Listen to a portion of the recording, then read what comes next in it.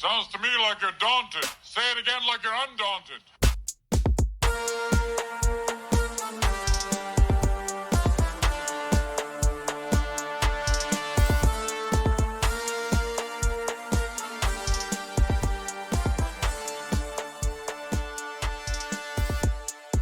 You are God honest, like a true Indiana basketball degenerate, if you are tuning in to this show on this week, the biggest week in Indiana football history. But hey, I appreciate it. I'm going to record the show as I usually do, so I'm just grateful you're tuning in. Good morning, good afternoon, good evening, good night, whenever you're listening to this. This is the Often Daunted Podcast, an ignorantly optimistic perspective on your Indiana basketball program. I am your host, Burke White. Joining you, thanks in part with the College Huddle Network, a network of college basketball and college football podcasts spanning coast to coast.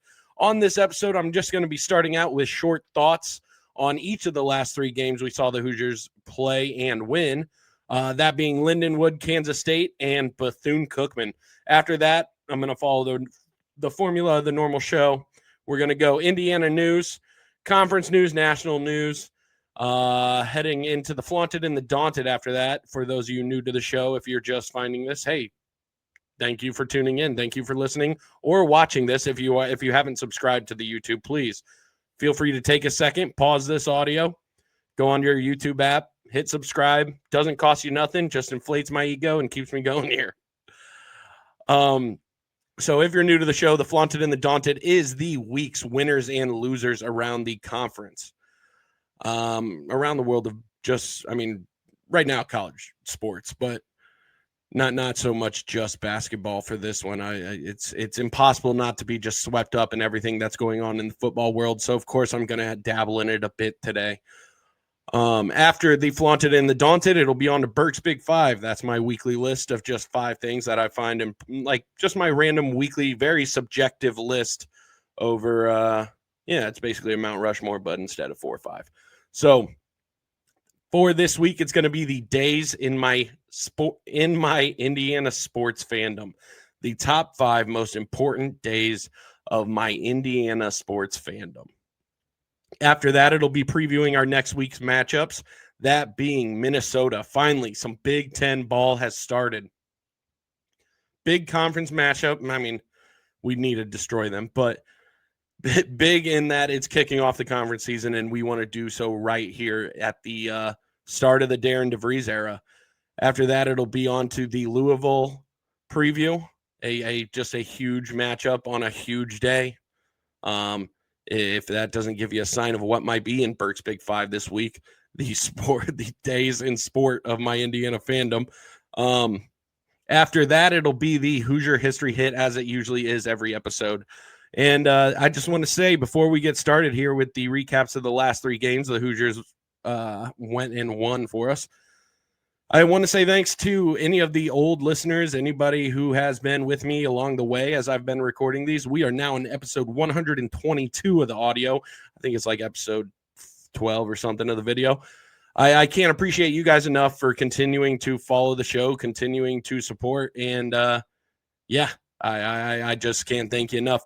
For anybody new, hey, you did it. You found the last bastion of Indiana basketball content out there. You know, if you're new to the show, there are people who are far more talented analytically, far more, honestly, better communicatively, obviously, communicatively. But this is just a labor of love that I do here. Just has become my favorite hobby to take on, and this is now the 4th season of doing it, and I can't appreciate you enough for just going out of your way and finding it, because I know it didn't just pop up in front of you, so I truly appreciate it. And without further ado, let's just get on with it.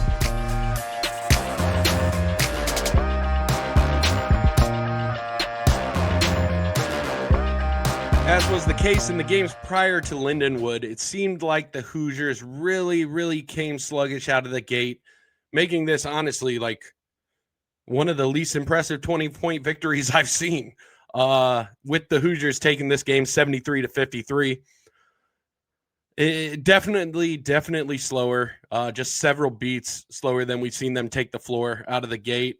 Following the Incarnate Word game, a lot of people, they were concerned with the stagnant nature of the offense at times, and rightfully so. I mean, rightfully so. As a fan, you should have been concerned with what we saw in that Incarnate Word game. But it was night and day compared to the ball and like just the movement that we saw from on the offensive end in the first two games of the season. They just seem to carry that sluggish pace, that sluggish nature, that lack of enthusiasm into this game last Thursday or 2 Thursdays ago. If you're listening to this when this comes out. Just a sluggish showing, and the ball was not moving with the pace that we've been accustomed to in the first 3 games of the season. Tucker spoke to it in the postgame, and enthusiasm was the word he used. He said, we're not a very good team when we're not playing with energy and enthusiasm, and he hit it right on the head there. In this game, like, you're talking effort, you're talking enthusiasm. Rebounding is a lot of that plays into the results in rebounding, and rebounding was a major issue for the Hoosiers in this one.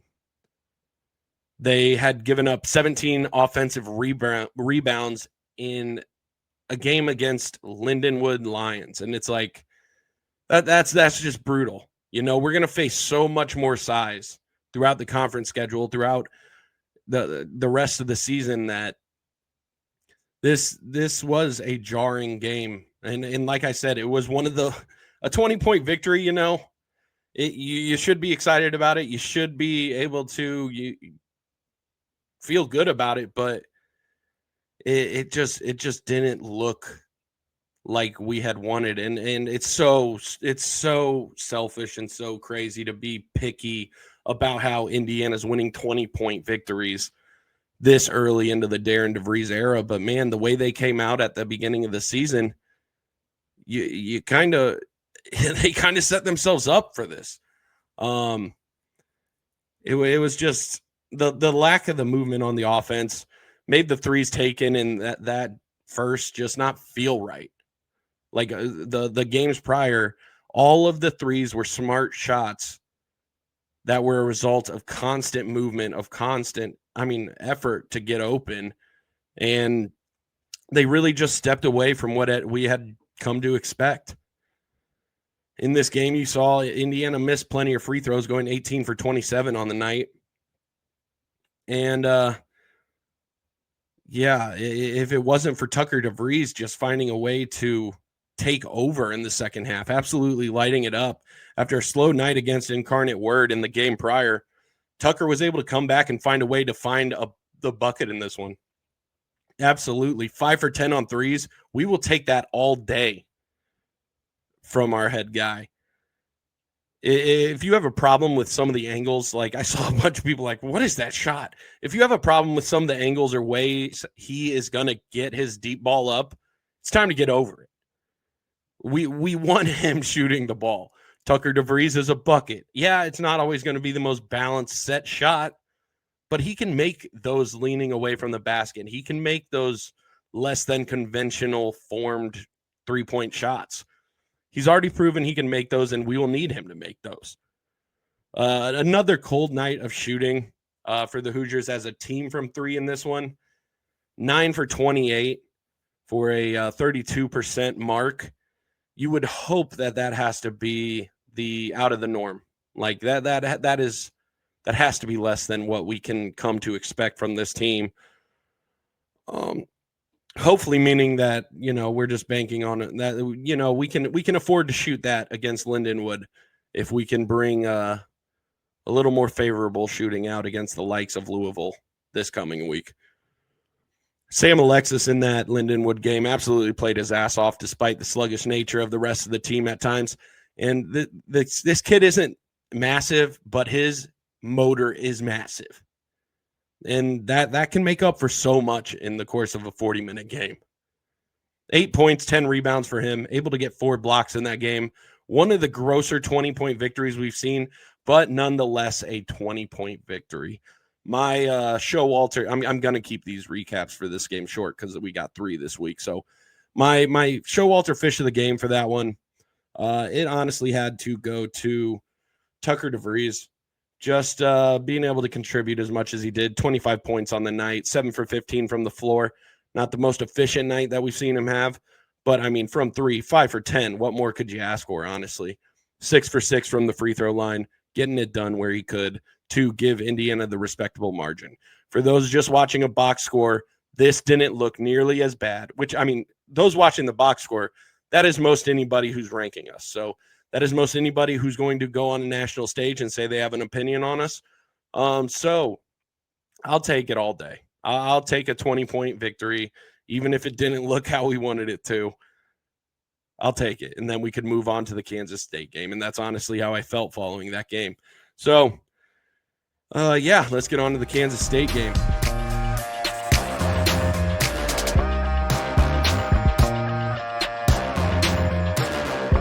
Indiana comes out against Kansas State, going wire to wire, never trailing to the likes of the Wildcats as they beat Kansas State at home 86-69.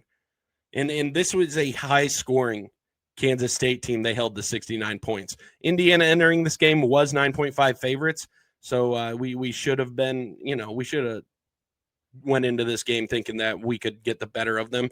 And boy, did we. Boy, did we. Kansas State was one of the best shooting teams in the country before heading into Assembly Hall. And it was, I mean, largely because they have PJ Haggerty on their team.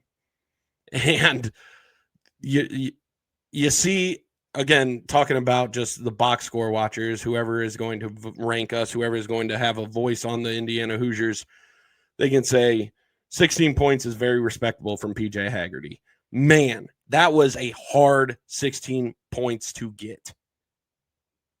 Connor Enright absolutely just had the Wildcats in a psychological torture chamber, especially in that first half, and I couldn't appreciate it more. In this game, the turnover battle was key. Indiana's turnovers were mostly self-inflicted compared to the ones forced that they had forced the Wildcats to make. And you saw that in the beginning, especially in the first half. Just errant passes, travels, and just unfocused decision-making initially. That was what was killing Indiana. That's what they were shooting themselves in the foot in that regard in the first half. Made up for it in the second. But if they could clean that up, this game should have been an even larger margin than it was. And I fully expect they can clean it up. That was just a total lack of focus. And Darren DeVries, I think he's the type of guy who, I think we can come to expect him to address this kind of stuff in practice, to address this kind of stuff with his team. And more so than coaches we've seen prior. I genuinely believe that. Stopping PJ Haggerty was easily the key to stopping Kansas State this season. And Indiana held him to 6 points in the first half. Yeah, 6 points, 3 for 7 from the floor. Hoosiers got to him just big time. Getting him to turn the ball over 6 times in that first half, really just telling him it was going to be hard. He was not going to have a good day. He was not going to have fun in Assembly Hall. And that is what I love. I love when our team can make teams have a bad time in Assembly Hall. Keying on such a star like PJ Haggerty, the way that the Hoosiers were able to shut him down honestly was remarkable. It can't be undersold. It can't be oversold just how important PJ Haggerty's production is to the Wildcats' success or failure. He does everything for them. And Indiana was so good at making sure he wasn't going to be the one that beat us that night.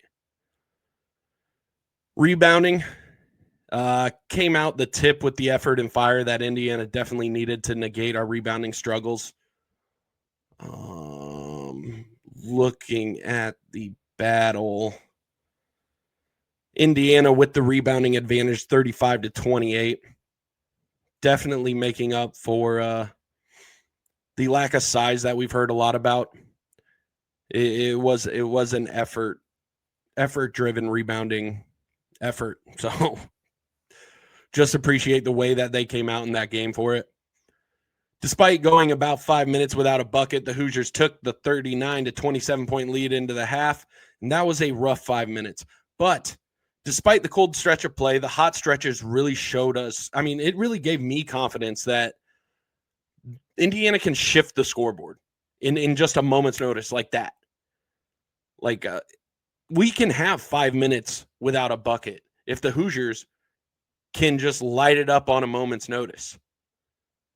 It's something that the teams of old have lacked, an ability to shoot themselves back into it, to shoot themselves to a lead that the other team just can't deal with. It's something we've lacked entirely, and it's something I am so grateful Darren DeVries is like looking to make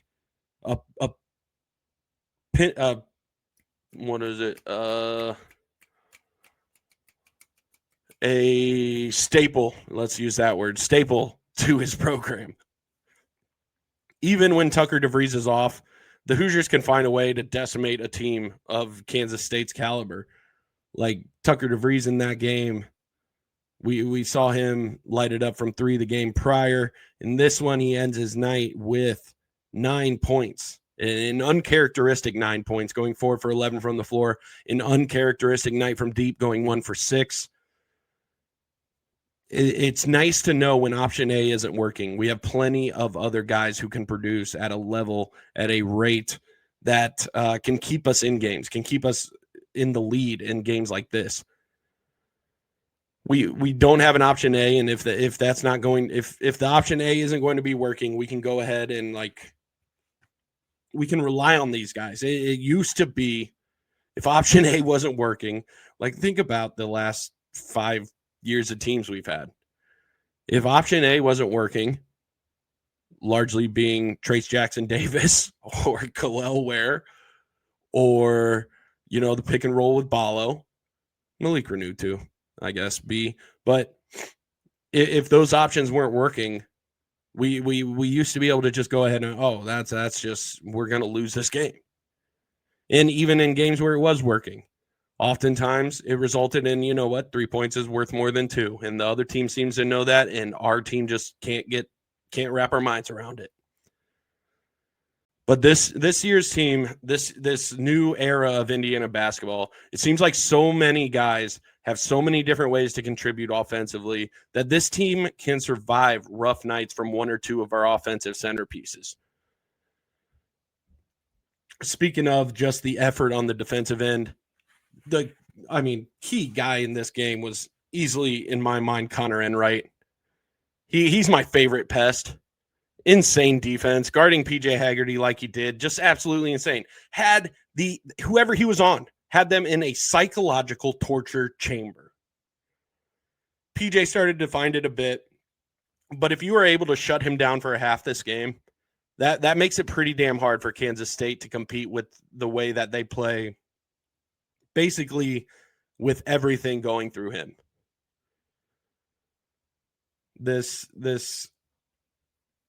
The defensive effort, the rotation, the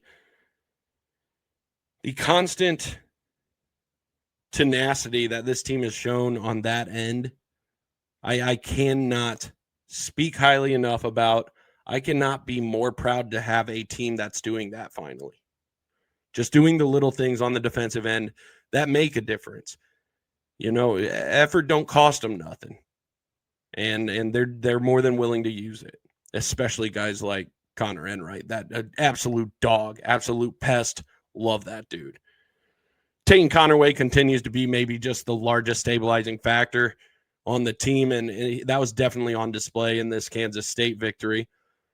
Tate Connerway with 19 points on 7 for 14 from the floor, as well as adding 2 assists onto that total. Again, I say two assists kind of surprised me because I thought he would have more in that game, but it was a all around just Indiana good ball movement night. Like the assist totals: 2 for Reed Bailey, 2 for Tate Connerway, 1 for Lamar Wilkerson, 5 for Tucker DeVries. So even when Tucker's cold, he's finding his ways to contribute. 3 for Connor Enright, one for Trent Sisley, one for Sam Alexis. The ball movement is constant. They all trust each other, or else you wouldn't see assist numbers like that. It isn't a Batman and Robin show. We got a plethora of options to go through on the offensive end. Trent Sisley in this game, he played really smart basketball. Really, really smart basketball. Smarter than you would think for a freshman. And he helped the Hoosiers big time just when Tucker was as cold as he was, just shooting the ball. Finding 8 points in this game through smart cuts and great ball movement in the first. 8 points in the first half, sorry. 8 points in the first half, 12 points on the night on 5 for 8 from the floor, including sinking 1 of 3 from 3. It's genuinely surprising how much he is contributing right out of the gate. I was hoping to get play like this from him like halfway through the Big Ten season. Something we might be able to rely on him for the turn. Like, should we get into the tournament? Should we need to get into the tournament? But once we were there, like, hopefully we could rely on him to come off the bench and be really a factor for the overall outcome of the season. It's coming sooner than I thought. He's coming onto the scene way sooner than I thought, and it's awesome to see. We desperately need it for Indiana to reach the ceiling of its potential, and I'm glad we're getting it this early. Reed Bailey was just forcing the ball way too much in the first half. This was such a crazy Reed Bailey game to watch, this Kansas State game. You saw him, it was just, I don't know if it was lazy or timid, whatever the passes were. He was telegraphing everything in the first half. Telegraphing passes to the cutter he was just looking to make, and he came out in the second half. I don't know what coach told him. But whatever he did, he needs to tell him that at the beginning of the games. Came out in the second half looking so much more confident and just in control of this one. Like, ending his night with 21 points, 4 for 7 from the floor, getting to the line 15 times, sinking 13 of those shots. Those are some numbers right there. Just getting all the Wildcats in foul trouble on his way. In doing it was nice to see how he was able to respond. Hopefully he can find a way to bring that confidence that he played physical in that second half. And that wasn't something that it was a level of physicality I didn't know he had in his bag, honestly. I thought he was just, it wasn't the finesse that I had come to expect from him, and I'm so glad it wasn't. Like, the way he came out was much needed, and it was key for the Indiana Hoosiers' success here. Way to respond, Reed Bailey. Tucker was 0 for 4 through the first 12 minutes he saw in this first half. Despite lacking production at times, his competitive nature is enough to just fuel some winning basketball. It honestly is. He was working his ass off on both ends to get the ball where it needed to be, or to help shut down the Kansas State offense. You saw him diving on the floor after loose balls, contributing to Kansas State's turnover issues. This team is fun to watch, and this Kansas State game was a great showing of just how fun this team can be to watch. Effort's fun, man. Effort's fun. Why? It's all we ask for. I love this team already because of the effort they are showing. When I see someone just flying across the floor after a loose ball, like this team is willing to do, it makes me fall in love. And I'm about head over heels right now, guys. I'm gonna be straight with you. Actually, yeah. After this game, Indiana found themselves ranked 20th on KenPom, continuing to climb in the right direction. And what was more impressive about that KenPom ranking is the defensive rating. 15th after that game. Indiana, this team, everyone thought was just going to be, we hope we can outshoot them. No, this team is nasty on the defensive end. They aren't going to be the biggest. They aren't going to be the strongest, but they might be the nastiest in any given game. And you know what? That some nastiness can make up for a whole hell of a lot. Top 15, it's insane considering every notion we had about this team at the outset of the season. And so, yeah, can't thank these Hoosiers for that performance in the Kansas State game enough. For the Showalter Fish of the game in that one, I want to give it to Reed Bailey for his second half response, but I'm giving it to Connor Enright. If I have a chance to give it, Tate Connerway with 19 points, 7 for 14 from the floor, again, just being that stabilizing factor I was talking about. I'm giving it to Connor Enright. It's a quiet 7 points, but he tacks on 3 assists, and it is just the manner in which, PJ Haggerty looked frustrated. I truly think Connor Enright's play was some of the most important in this game. I'm giving the Showalter Fish of the game for this Kansas State win, 86-69. I'm giving it to Connor Enright. Well done. On to just some thoughts on the Bethune-Cookman game.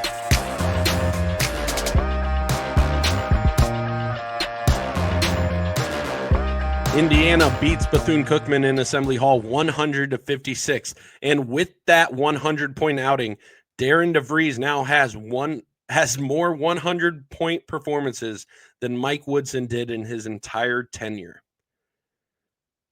That is what I'm talking about. I mean, you don't want to just bury the past, but it's such a welcome sight to see this team hit that mark as much as they have, as much as teams prior should have. He's done it in 7 games. He's done it in 7 games. Has gotten to 3 100-point performances so far. And this is just the beginning, folks. This is year 1. You got to be grateful for it. And, in this game, IU knocking down shots in quick succession and just really flexing the shot-making ability, allowing them to get to a 20-point lead in the first 5 minutes of this one. And ending the first half with just an insurmountable lead, 51-23. And that just came on the back of high-efficiency looks off of assists and the defensive pressure rotating with pace and just a willingness to contest anything and everything. It's effort, it's movement, it's what we want to see, it's what we're getting to see now. Great to just see the Hoosiers finish strong, playing the full 40 against a lesser opponent. How many times have we been able to say that in years prior? Great to see the Hoosiers finish strong, playing the full 40 here against a lesser opponent. As they should. As they should. It isn't too much to expect. Well done. Tucker bounces back in this one from his slow night against Kansas State to lead the Hoosiers with 20 points, 5 assists. Just a great offensive outing for our leader. 20 points, 5 assists. That was on the back of 5 for 10 from three-point range, 3 for 3 from the line. Finding ways to do it everywhere for us. Again, being 5 assists in the game, incredible. 27 assists for the team in this one. Awesome stuff. Lamar only went 1 from 8 from deep. But that's so crazy because Indiana was still able to shoot 38.7% from deep as a team. You would think in a night where Lamar's having those struggles, that percentage would be a little bit, if not substantially lower than that. But the rest of the team picked up the slack. And once again, Lamar in that 1 for 8 outing from deep, just proving that he is so much more than the spot-up shooter that he was touted as entering the transfer portal. He scored 15 points. 18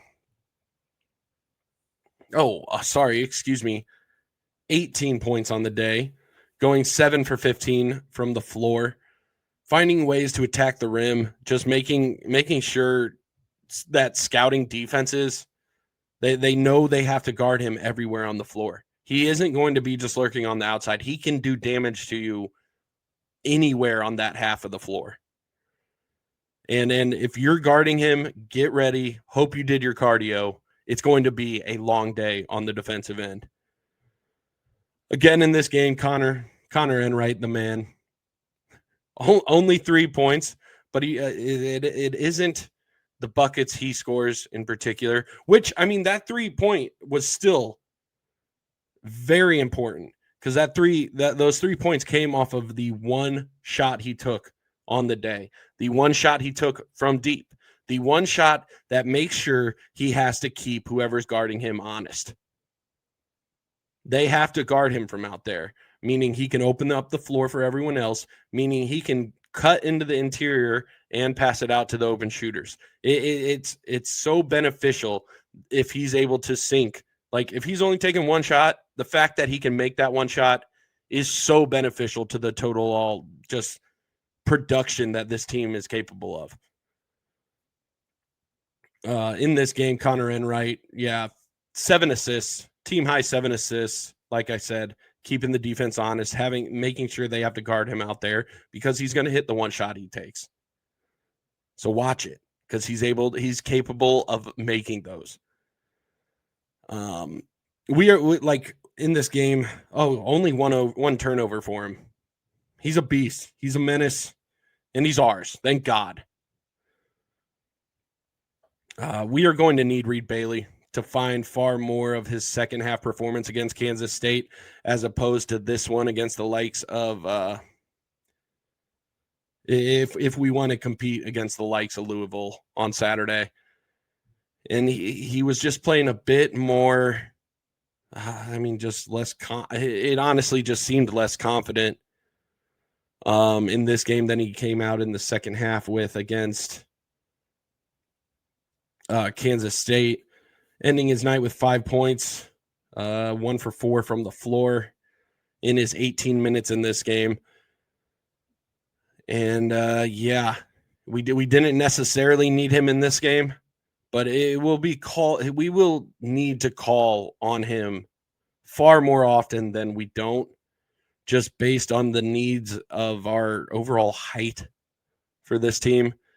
And especially once we get rolling in Big Ten play, we desperately need him to find a way to bring that that physical nature, that little bit of physical nature, more often than not. The bench was a huge boon in this one, reinforcing Indiana's dominance of this game. Big time production from Sisley, Sam Alexis, and Nick Dorn. Trent Sisley is just, like I said in the games prior, Trent Sisley is far smarter than your average freshman basketball player. He just is. He knows where to be in most scenarios on the offensive end, whether it's finding his spot on the perimeter or knowing when to make the backdoor cut. He's such a heady, smart player. He ends the day with 14 points in this one, continuing to look far more comfortable than the average freshman of his ranking. Also, Sam Alexis also with 14 points in this game, a team high 9 rebounds, 6 for 10 from, team high 9 rebounds was Trent Sisley. Dang, my bad, Trent. Give the freshman his due. 9 rebounds for Trent Sisley, leading the team as a freshman on the glass. Awesome. Awesome to see. Sam Alexis following closely behind him with 8 rebounds of his own. The 2 bench guys coming in and grabbing boards, sinking buckets. Sam Alexis with 14 points, 6 for 9 from the floor, making both of the free throws he shot on the day. Indiana in total 16 for 19 on the day. Awesome to see. Nick Dorn came out shooting great. We needed to see Nick Dorn get it going. Having him come off the bench as just another. We got threes for you at the top. We got threes for you on the back end. We got threes for days if Nick Dorn can come off the bench and go 4 for 5 from deep. He's just really starting to show that he's finding his rhythm in this team's flow, and he is really just starting to flex some comfort out there on the floor.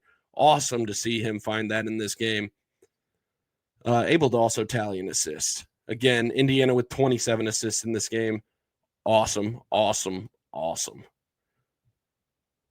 That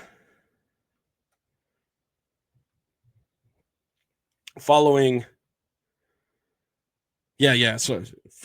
these games, we could expect both Jason Drake and Ristic,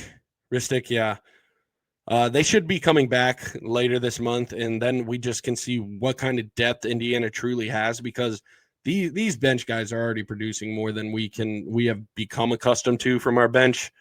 But with those two guys coming back, this depth may really be something. Like we have options. We have options on options, and it's awesome to see.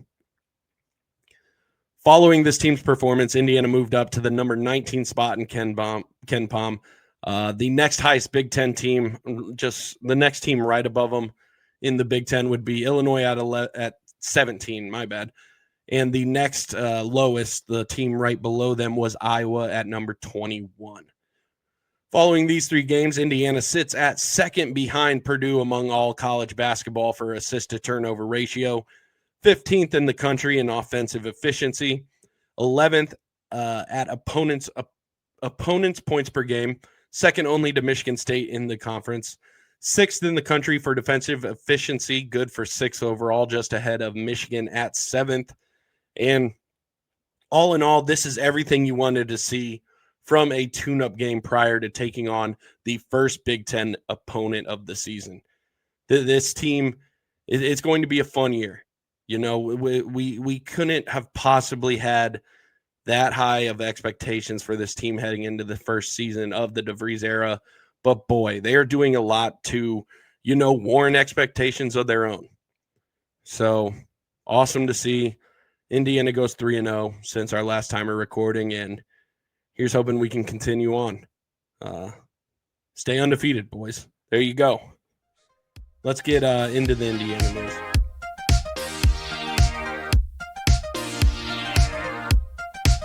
Starting off the top of the Indiana news, the Week 5 college basketball rankings have dropped, and Indiana currently sits at 22 in the AP poll and number 19 in the coaches poll, continuing to move in the right direction and, leaving room for some growth. We can't start at number 1. We got to fight our way there.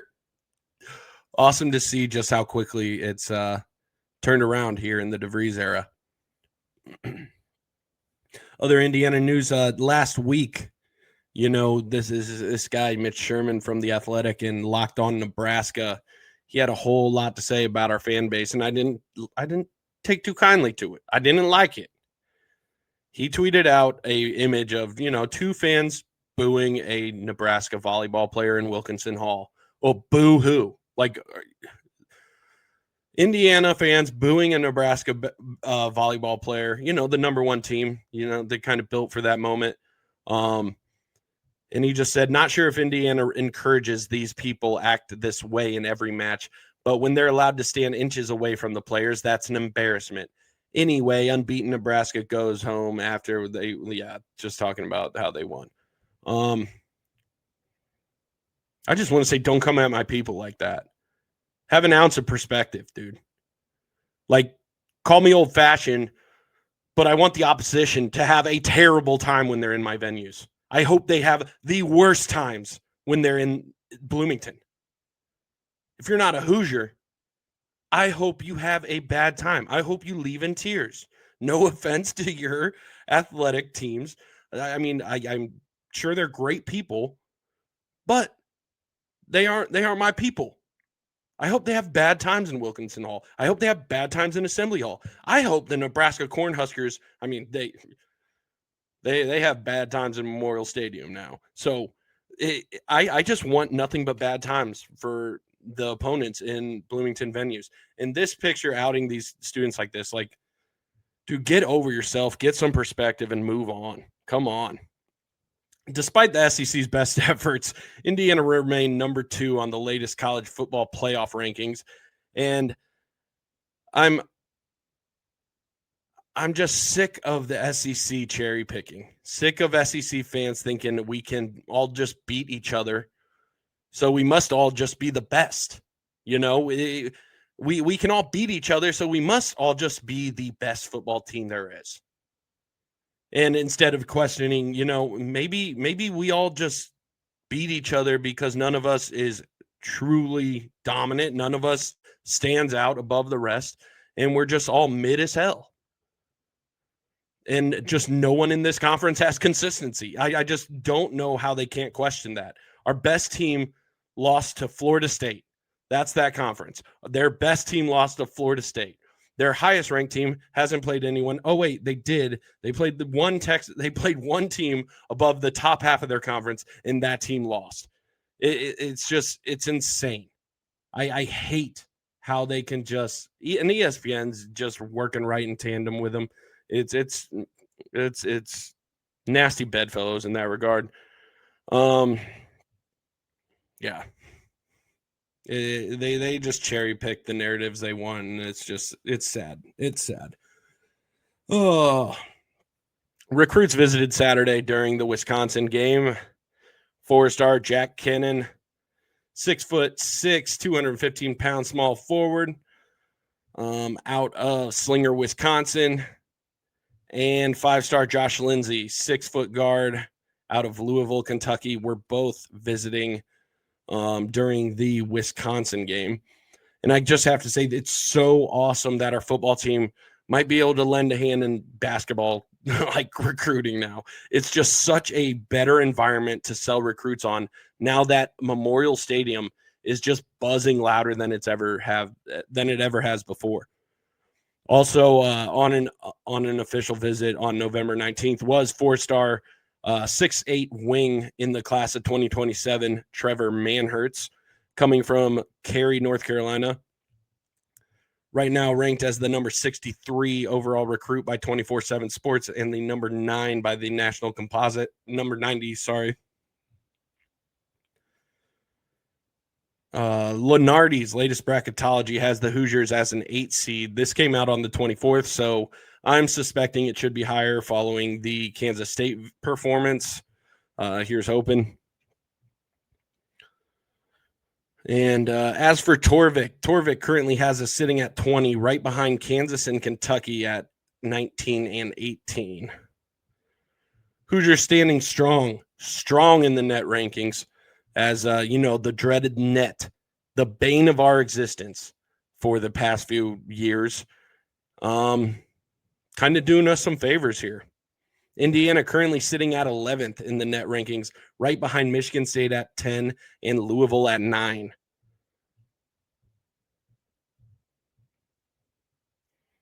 Some awesome news that just dropped this day of my recording on Monday. ESPN PR tweeted out, "Are you serious? Legendary Hoops icons Dickie V and Charles Barkley will team up for 2 can't-miss #NCAA MBB games this season. December 13th, 7:30 p.m., Indiana men's basketball, Kentucky men's basketball on ESPN." That is the first game listed on there, and just awesome to see Dickie V gets to call that game again. Here's hoping we got some of the same magic. It's going to take, it was on Assembly Hall's floor before.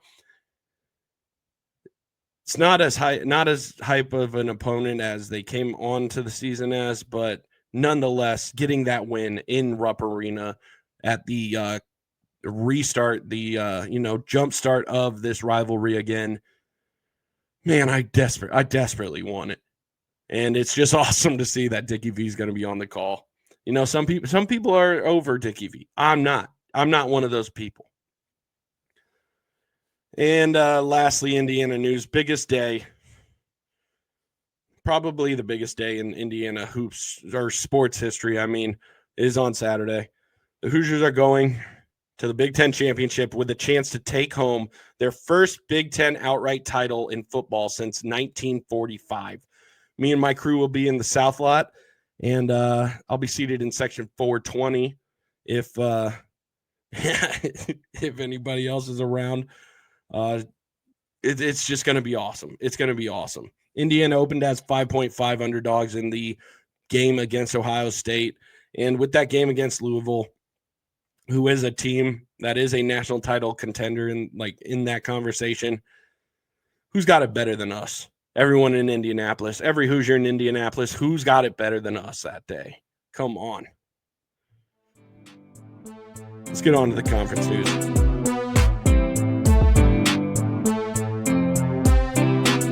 Starting off the conference news with a story from about, a week and a half ago. 4 players were ejected in the final seconds of Arkansas's 1-point victory over Winthrop last Tuesday. And it was a result of Logan Duncombe. Logan Duncombe put Nick Pringle in a headlock, gathering the ball out of the net, and basically suplexed him to the ground. Duncombe fell over teammates' feet and ripped Pringle to the ground. Pringle then picked up all 230 pounds of Logan by the front of his shirt in a very hostile manner, with the altercation earning both of them offsetting technicals. Arkansas's DJ Wagner and Isaiah Seeley, along with Winthrop's Edwin Namoko and Pharrell Boyogueno. Yeah, it's tough. Boyogueno were all ejected for having left the bench during that altercation. Mike Rhodes with a fantastic quote as last week after I had him on the Daunted list just for merely coaching Penn State and being like, man, this guy's I think he's a good coach. It's just such a shame Penn State will never invest a dime in that basketball program.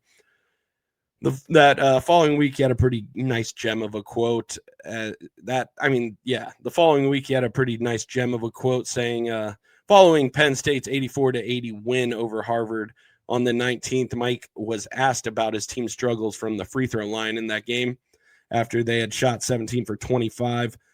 And he had said, I want to fire the free throw coach, but I'm the free throw coach. And it's like, I don't know why I wanted to share that. I just thought it was a funny quote because, man, he seems like it's just such a hapless situation he finds himself in.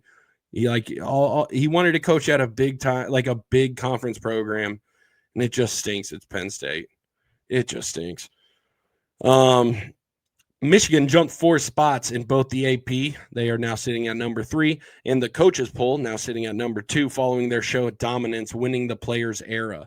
6 Big Ten teams are currently ranked in the AP. Purdue at number 1, Michigan number 3, Michigan State number 7, Illinois number 14, Indiana number 22, and USC at number 24, with the next 3 receiving votes all being Big Ten schools, those 3 being Iowa, UCLA, and then Nebraska.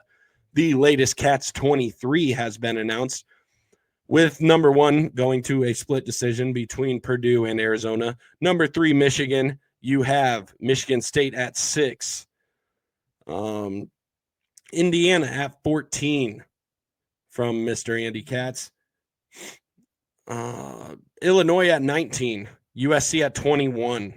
Nebraska at 25. Iowa at 27. Ohio State at 33 following that loss to Pitt.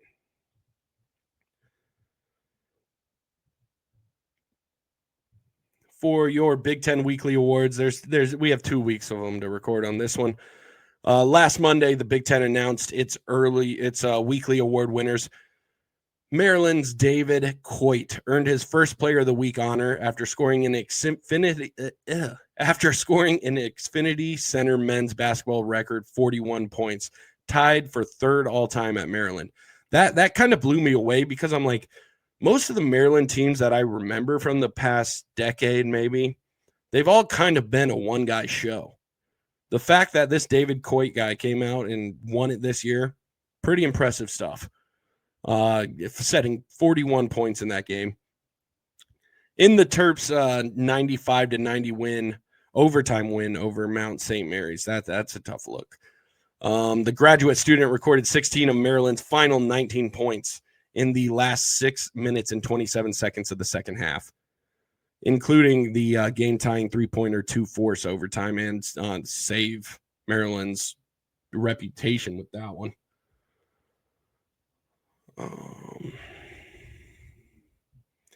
That last week's Big Ten Freshman of the Week was Braden Frazier. After he averaged 18 points and 7 rebounds off the bench for the Nebraska Cornhuskers while earning the Hall of Fame Classic MVP. In that championship game against New Mexico. Oh, I guess it wasn't the championship game. In the game against New Mexico, he had 20 points on 6 for 8 from 3 while grabbing 8 rebounds in Nebraska's 84-72 win over New Mexico. After that, he followed it up, giving Kansas State their first loss just prior to their trip to Assembly Hall, 86-85, as he had 16 points and 6 boards in that one. The player of the week for this week, as announced on December 1st, was Yaxel Lendenborg. Yaxel Lendenborg was named the MVP at the Players Era Festival after leading Michigan to 3 wins by more than 30 points, including wins over number 21 Auburn and number 12 Gonzaga. He averaged 17.3 points, 7.3 rebounds, 3.7 assists, 2 steals, and shot 63% from the floor, including 43.8% from 3. He led the Wolverines in scoring in each of their outings. And the freshman of the week for this week, 12-1 again, was Caden Mingo. Caden Mingo posted 13.5 points, 3.5 rebounds, 4.5 assists, and 5 steals in leading the Nittany Lions to a pair of wins on the week. And he tied the program single game record with 8 steals to go with 13 points and 5 assists in a win over Sacred Heart. I look at those numbers and I'm like, what did Trent Sisley average this week? Why isn't he the freshman of the week? He had an outstanding week. I fully expect Trent to get some of these this year. For some of the results since the last time of our recording, I'm starting with the last Thursday. This is even before Thanksgiving, so buckle up. Last Thursday, it took triple overtime and a prayer heaved from Jordan Marsh after a steal from Rodney Rice for USC to beat their Sunbelt opponent, Troy, 107-106. Wisconsin got absolutely waxed by BYU in Salt Lake last Friday night. That was the Friday night before Thanksgiving. 98-70, Wisconsin shooting 7 for 29 from deep, while BYU buried 14 of 34. Richie Saunders leading the Cougars from deep, 5 for 9 from the night behind the arc. Oscar Clough had 15 points and 15 rebounds for the Boilermakers as they beat Texas Tech 86-56 in the final game of the Baja Mar Championship that same night. The Big Ten had its first losing night of basketball during the non-conference on 2 Saturdays ago. Not this last Saturday, but the Saturday prior, as Penn State lost to Providence and Minnesota lost to San Francisco, with the only victory for the day coming from Illinois, beating Long Island 98-58. Ex-Terp Jacoby Gillespie torches Rutgers on Monday in the Players Era, as last Monday in the Players Era, as he scored 32 points. And Nate Ament had added 20 to those efforts to help number 20 Tennessee defeat Rutgers 85-60. Jackson Shellstad went 1 for 11 from deep as Oregon lost to number 23 Auburn on that Monday night of the Players Era event, 84-73. Michigan beat the hell out of San Diego State in the Players Era on that Monday, 94-54. The Wolverines held the Aztecs to 27% shooting from the floor with an impressive defensive performance. They followed that up with the thrashing of number 21 Auburn, 102-72 on Wednesday. 6 Wolverines were in double digits in that one. Tuesday, Maryland got pantsed.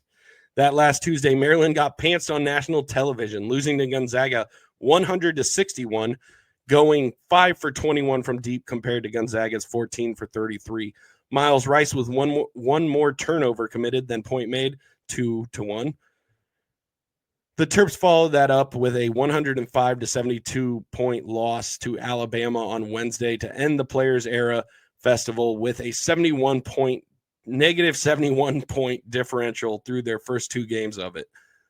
The California Golden Bears, who lost to Kansas State earlier, beat UCLA 80-72 on Wednesday. UCLA's catalyst, Donovan Dent, went 1 for 8 for the night in that one. Mick Cronin crediting their loss to UCLA's glass jaw. Michigan destroyed Gonzaga on Wednesday 101-61 as part of the Players Era Festival. Yaxel Lendenborg with a 20-point double-double as the Wolverines dominated Gonzaga in every facet of that game. Michigan State beat UNC on Thanksgiving 74-58 with Jeremy Fears leading the Spartan effort with 19 points. And that was in the Fort Myers tip-off.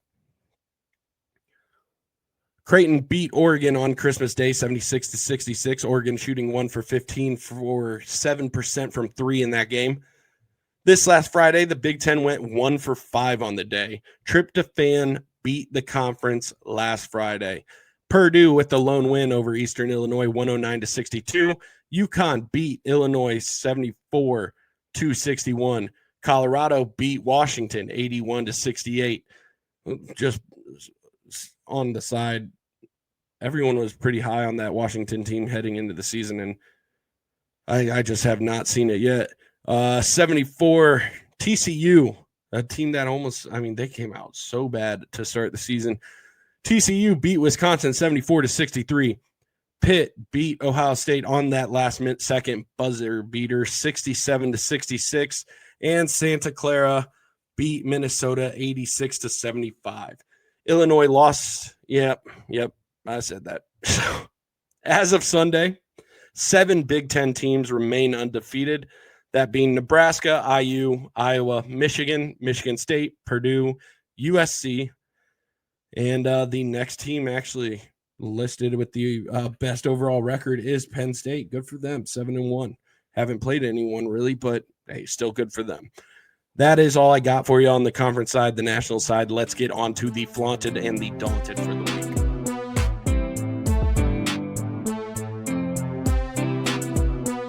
Starting off the Flaunted is Tom Izzo. Michigan State's looking good, and he's going to be able to talk a lot of smack about the current state of college basketball if his team can continue to find success. He's going to go on a PR tear if the Spartans are a team worth the damn through the rest of the season, and it very much looks like they will be. Also Flaunted this week, Michigan basketball won the Players Era and didn't just win it. I mean, you had to win it by a lot to win it. They won it by a lot to win it. Looking really good in that event. Got to give them credit where it's due. Michigan basketball was flaunted this week. Also flaunted this week, Connor Enright. Being able to shut down PJ Haggerty for a whole half. Connor Enright just absolutely, you could see how frustrated anybody he was guarding was in that Kansas State game. Absolutely crucial to our success there. And it's the little things he does that yield results that get the rest of our own team hyped about it. He's so integral to the success of this team. Absolutely flaunted for the way he was able to contend on the defensive end throughout the week. Trent Sisley, flaunted, showing off his ability to contribute off the bench reliably, at a level that we shouldn't be able to expect a freshman to do so. Trent Sisley, absolutely flaunted this week. Last on the flaunted list is Darren DeVries. Darren DeVries, showing Hoosier fans a team that will just take smart shots and play hella hard. He's the straw that stirs this drink. He is getting this. I have a feeling he is getting the most out of this team because he's able to be a coach on the floor. He's able to speak to these guys in a way that maybe not even coach can. So I just cannot give him enough credit for this start that Indiana has had. An extra flaunted. The Hoosiers winning the bucket again. Good on you. Let's keep it. Let's keep it a few more decades at this rate. On to the Daunted. Starting off the Daunted list with USC football. Another football blue blood has no choice but to just sit and watch us have a season they wish they could. After losing to Oregon, USC's college football chances were dashed last week. And, have fun watching us. We got a lot of season left. Also on the daunted list is Oregon basketball. Just underwhelming at each turn this season. I think they might have been on the last one. But Oregon basketball, they just have been underwhelming at every opportunity this season. Gonzaga around Christmas seems to be their last chance at a victory worth a damn outside of conference play. And even that game now, soured. Michigan made that game. I mean, yeah, it'll be a great win. Yeah, it'll still be a great win. But, I mean, Michigan made that Gonzaga team look fraudulent. And that seems to be their only chance at a solid win here in the non-conference now. And, Dana Altman seems to have lost this team before the season's already even gotten rolling. He left the Players Era Festival with 3 double-digit losses last week, currently sitting at number 86 on KenPom. I can't even imagine. Yeah, I'm gonna do that segment where we see where we started, where we're at once in about a month or 2 weeks time. So I'm going to be interested to see how far they continue to fall in those rankings, those ratings. Also daunted this week, Nebraska get waxed by Penn State. Then you get waxed by Iowa. Then Mike Sherman makes your whole fan base look soft as baby shit with his take on Wilkinson Hall's environment. Not a great week for the Huskers, whose football team has spent 3 decades trying to do what Coach Sig has done in a year. But hey, you're a volleyball school now, so don't sweat it, I guess. Michigan football. Chiron ain't it. Chiron ain't it. Michigan football, daunting. Yep. Record 15 straight appearance, Purdue football. You lost the bucket again. We are just dancing in the glow of success right now. And you just, much like so many of our blue blood haters, you just got to sit there and watch. So that's your Flaunted and the Daunted for the week. Let's move on to Burke's Big Five. Starting off, Burke's Big Five. This is Burke's Big Five. 5 most important days of my Indiana sports fandom. Starting off number 5, psych. Psych, psych, psych. This is it. There's only one day we have to discuss this Saturday. There is only one thing we can possibly be focusing on. Sure, there are more games to come. There are more games to come this season, but I want this one so bad.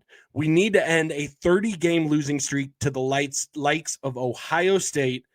This losing streak dates back to 1989. This game is all that truly matters this week. We can go through the history of everything. I don't care. This is the day in Indiana sports history. Number one. This Big Ten championship, Indiana football, go and get it. Let's go on to a preview of Minnesota.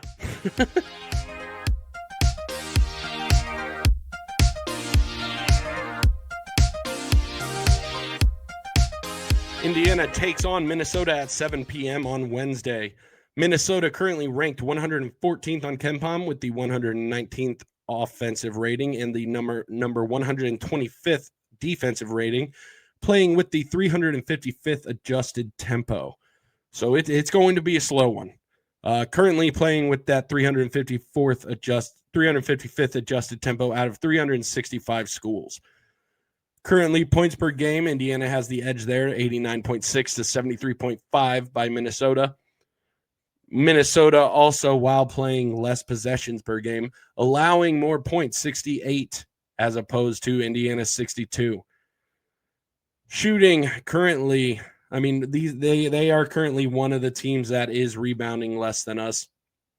37 rebounds per game compared to Indiana's 39. Assists per game, 16.5.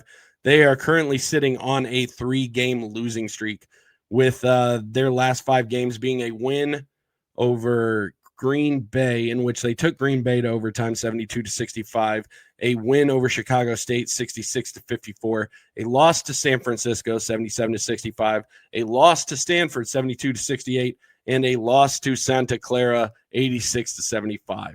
This is, I mean, as far as in-conference must-wins go, this is an in-conference must-win. Even if it is in Minnesota. Like the ball is going to bounce the way it bounces, whatever the case may be. We need to win this game. Right now, this is their first premier season with their new head coach, and it is going slightly, I mean, far worse than our first season with our new head coach. This is Nico Medved's premier season as at the helm of the Golden Gophers, and this is the first. It's just started with a crawling pace. He's proven to be a great coach from the program that he built at Colorado State before getting the Minnesota job. He's one of Minnesota's own, so it made sense for him to get the job. Now that I say that right now, but then I'm like, maybe alumni aren't the best to be coaching your team. Maybe there's too much there. But getting this job this season after starting his journey through basketball as a Minnesota Gopher manager when he was a student. He then went on to coach at Furman, Drake, Colorado State, and now Minnesota. Offensively, the entire game plan, it's going to be running through Cade Tyson. After a less than stellar high major season premiere with UNC last year, he was given the keys to this season in Minnesota, and he is the centerpiece in all their production. At 6'7", I don't expect Connor to be on him, but I do expect the defense to still give him fits compared to some of these teams that Minnesota has tipped off with lately. Like I said, they just lost to Santa Clara, Stanford, and San Francisco. We need to be far more tenacious than those teams probably were. Cade Tyson currently averaging 22.4 points per game, 1.8 assists. So he kind of, like I say, it all runs through him. It isn't like it runs through him like it runs through some of our guys. Like he's the one taking the shots. He's creating his own shots. He's the one to look out for. Their strongest player probably has to be Jalen Crocker Johnson this season. While I think he can get boards, he's currently averaging 9.1 boards per game. While I think he can get boards, I like the height matchup in favor of Reed Bailey. And being a similar height to Sam Alexis in this game, I expect the Hoosiers to be able to handle their own on the glass against one of the smaller front courts that we'll see in Big Ten play. I really like the Hoosiers' chances to go into Minnesota and start the Big Ten conference season off right. So here's hoping they can do just that. Other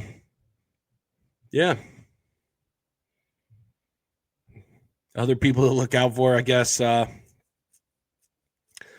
a guard, Asuma. He currently leads the team in assists. And if it isn't Cade Tyson making the shot, it's going to be Asuma passing to him to take the shot. So if Indiana can clog those lanes between them, could go a long way in creating fast break opportunities for our guys on the other end. Let's get on to the Louisville game. Indiana needs to win this game. End of story. Let's get on to the Louisville game.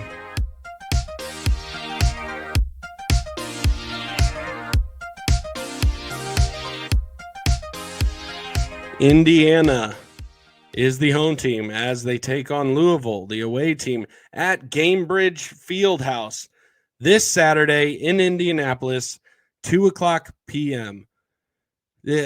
Contributing to what is the biggest day in Indiana sports history, this Big Ten championship game. You can start the day off with an IU basketball game.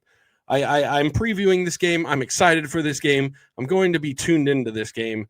That being said, this is not, this is I love Indiana basketball. This is the podcast. This is my hobby. I love Indiana basketball, but this game will be second fiddle for anybody who gives a damn about this football team. This is the biggest football game ever.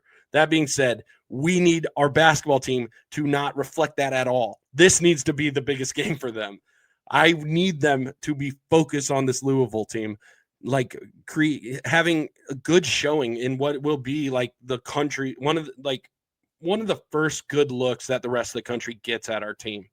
2:00 on CBS. It's the main channel. We're going to have a lot of eyes on this one.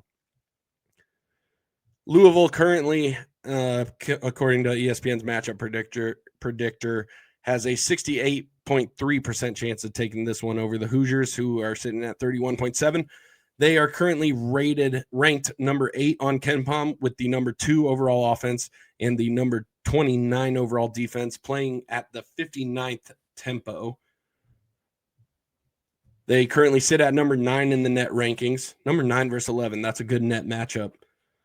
Their last 5 games, all wins, including that win they had against Kentucky 96-88, and the game wasn't even that close. Then a win over Ohio 106-81, followed by a win over Cincinnati 74-64, a win over Eastern Michigan 87-46, and a win over the New Jersey Institute of Technology 104-47. Points per game, they're lighting it up, 96.7, while just also having a defense just as strong, 63 points there compared to Indiana's 62.4. Indiana does have the field goal percentage right now, advantage 50-48. That being said, it's just a razor thin margin. These two teams they like to move fast. Indiana, this is going to be a fast-paced game, could potentially be a shootout. From that darling Indiana State team with Kareem Abdul-Jabbar, yeah, I almost said Kareem there. Kareem Abdul-Jabbar, Robbie Avila, Ryan Conwell has been showing out for the Cardinals this season, currently averaging 20.1 points per game. He is the Cardinals' leading scorer. That is Ryan Conwell from Indianapolis, Indiana. Played his high school ball at Pike. Currently averaging 20.1 points per game, while also grabbing 5.4 boards, 2.4 assists, shooting 46.5 from the floor.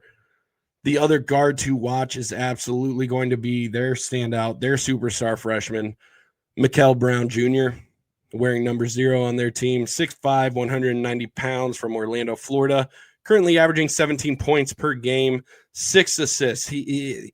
While Conwell is the shooter, he's the one taking a lot of the shots. Mikel Brown is the one creating most of the shots for their offense. He came into the season ranked as the 6th overall freshman, and he's lived up to the billing every inch of it. And just insane handles, excellent vision, excellent shot making ability. He can do it all from the point guard position, and he's the exact type of point guard Pat Kelsey wants, looking to constantly push tempo whenever and wherever he can. He is a problem for most teams. In my opinion, most teams don't have a Connor Enright. Wow, like PJ Haggerty is a problem for a lot of guys. With the way he can score and get to the bucket and create for himself, I am going to Mikel Brown has an advantage with the size, but I think that'll just make it that much funnier when Connor's just being that much of a nuisance to this freshman. I genuinely think that our defense can find a way to get to him, to cause some issues, to get him flustered, to get him out of his game a bit. And Indiana will have to do so in order to get the best of him in this one. The front court, now they do have this. This will be the biggest challenge we've had from a front court this season, easily. 2 big men that may absolutely present a challenge for us are 6'11", 250-pound Sananda Fru from Berlin, Germany, currently averaging 9.9 points, 5.9 rebounds, shooting 74.3% from the floor, and Connie Ruths, a 6'10", 215-pound sophomore, averaging 7.7 points per game and 5.3 rebounds. They can their size is going to present a new issue that we really haven't had to address as of late, that we really haven't had a good barometer on how we truly will stack up against these teams with greater size than us. And it's going to be interesting to see how Indiana can compete against the likes of, taller, more physical front courts than our season may have started with. We will definitely need a lot more of the second half Reed Bailey than the first half Reed Bailey in that Kansas State game. I think he can bring it. This Louisville team, they can get a 15-point lead in a flash. But despite that, it's been a while since I felt as comfortable going down as I do with this team. Like, as fast as they can shoot us into a deficit, we can shoot ourselves out of one, and vice versa. This is going to be an absolute shootout, and I'm just hoping that the Hoosiers can bring their A game into Gamebridge. So,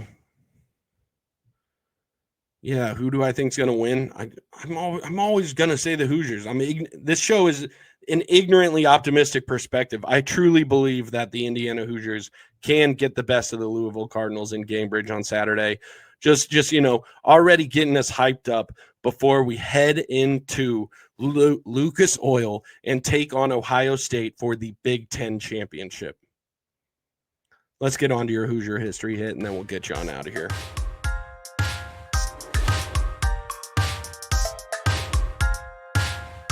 For your Hoosier History Hit, I wanted to bring up the year 1945. 1945 was the last year in which Indiana was outright Big Ten champs in football. Yes, the Indiana football Hoosiers won the Big Ten outright in 1945. That team was coached by Bo McMillan. They had a 9-0-1 record, going 5-0-1 in the Big Ten. Their key player was George Taliaferro, who was a consensus All-American. Their final ranking on the season, despite winning the Big Ten, was number 4 in the final AP poll. So I'm sure it was a year that I was going to say Michigan. Michigan might have still claimed the national title, even though they didn't win the conference. Who knows? So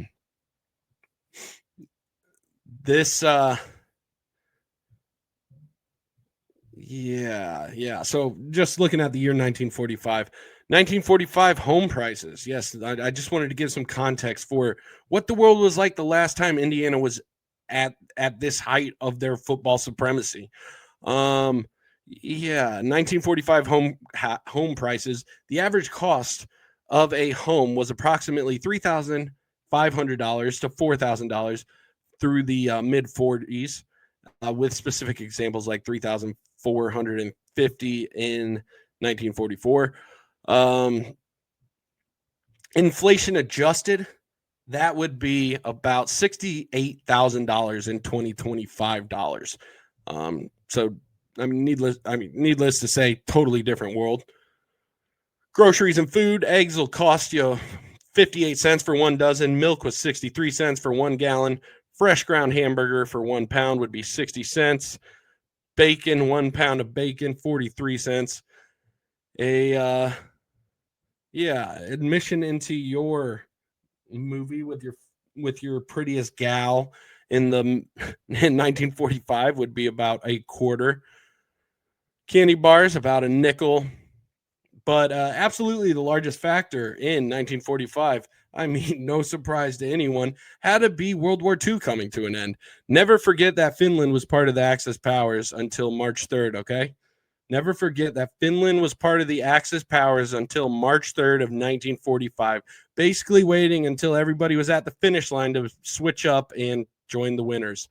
The Winter War, Finland, I just want to bring that up because they really got away with a lot because they were on the bad side for pretty much all of it up until the last second. But after the Soviet Union invaded, Finland mounted a surprisingly effective defense against a much larger Red Army, despite ultimately having to cede territory to end the war. The continuation war happened from 1941 to 1944. Finland joined Germany's attack on the Soviet Union, with its primary goal being the reclamation of lost land in the Winter War. Though not an official Axis power, Finland was a co-belligerent with Germany and received German military support. So they weren't an Axis power, but Germany's military fully supported them up until 1944. So just know, I see that was a side history hit. Just remember, Finland, not great at the beginning of the 40s. Just remember that. March 3rd, 1945. Finland declares war on the Axis powers. This is kind of like the wrap up of the war. April 12, Vice President Harry S. Truman becomes the 33rd president of the United States upon the death of President Franklin D. Roosevelt at the Little White House in Warm Springs, Georgia, after a intracerebral hemorrhage. President Truman was sworn in that evening at the White House. April 18th, American war correspondent Ernie Pyle is killed by Japanese machine gun fire on the island of Ieshima off of Okinawa. Sorry. So for those of you that, Ernie Pyle, that's the journalism school. He was killed in 1945, just before the end of the war. April 30th, 1945, death of Adolf Hitler. Adolf Hitler and Eva Braun, his wife of one day, committed suicide. Committed off themselves as the Red Army approached the Führer bunker in Berlin. August 6th, this is when we had to wrap up the other part of the war. World War II, the atomic bombing of Hiroshima on August 6th. Little boy was dropped on the city of Hiroshima at 8:15 a.m., resulting in between 90,000 and 146,000 deaths. August 9th, the atomic bombing of Nagasaki. The bomb Fat Man was dropped on the city of Nagasaki at 11:02 local time, resulting in between 39,000 and 80,000 deaths. August 14th, World War II, Emperor Hirohito accepts the terms of the Potsdam Declaration. Potsdam Declaration. And the U.S. President Harry S. Truman announces the Japanese surrender that day, August 14th, 1945. The largest invention of the year? Yeah, that was just the recap of the last year of the war, because that was what every current event had to have been focused on throughout Indiana's football dominance that year. I'm sorry, even if you are the world's biggest Indiana football fan at that time, there's some shit going on. And largest invention of the year, just something on the side. Patent for the microwave oven was filed in October of 1945. Sports in that year, giving you some perspective on the outcomes of the major sports. There were the NFL championship. The Cleveland Rams won 15-14 over the Washington Redskins at Cleveland Stadium. The Army Cadets were named the college football national champions. So there you go. It wasn't Michigan calling, even though they didn't win the Big Ten, calling themselves a national champ. It was the Army Cadets. In the World Series, the Detroit Tigers beat the Chicago Cubs 4-3. In the NBL championship, now the NBA would be founded the following year in 1946, but in the NBL championship, shout out to all my fellow residents, the Fort Wayne Zollner Pistons won over the Sheboygan Redskins. The Masters tournament was not played due to World War II. The U.S. Open was not played due to World War II. And the British Open was not played due to World War II. The Stanley Cup, the Toronto Maple Leafs, yes, I said that. The Toronto Maple Leafs beat the Detroit Red Wings 4-3. And yeah, that was your Hoosier History Hit, just providing you some perspective on what was going on in 1945, the year in which Indiana was the outright Big Ten football champions last. Let's go get it Friday, or let's go get it Saturday. Thank you so much for tuning into the Often Daunted Podcast. I cannot appreciate you enough for giving me the time, giving the show the time, giving it a chance. If you like the show, please feel free to subscribe on the whatever audio platform you're listening to this. Or, hey, if you want to see the ugly mug behind the mid takes, go ahead, hit up the YouTube, subscribe there. Doesn't cost you nothing. I will be back following Indiana's games against Minnesota and Louisville, and Indiana's game against the Ohio State Buckeyes for the Big Ten championship in football. Again, I'll be at the game. Shout out anyone at the South Lot. If you see me, let's party. Let's get ready to support our Hoosiers. Let's get ready to cheer our asses off. I can't thank you guys enough for listening. If you want to give me a follow across any socials, I am at Often Daunted across all socials. Go ahead and hit me up a follow there. I can't appreciate you guys for following me there, providing whatever insight you think could contribute to this show, make it better. I fully listen to all of it, and I just can't thank those who do. Give me some tips, give me some advice. I appreciate it. So feel free to reach out to me across all socials at Often Daunted. And let's go get the Buckeyes. God bless you and yours, Hoosier fans. Lux et Veritas. Bye.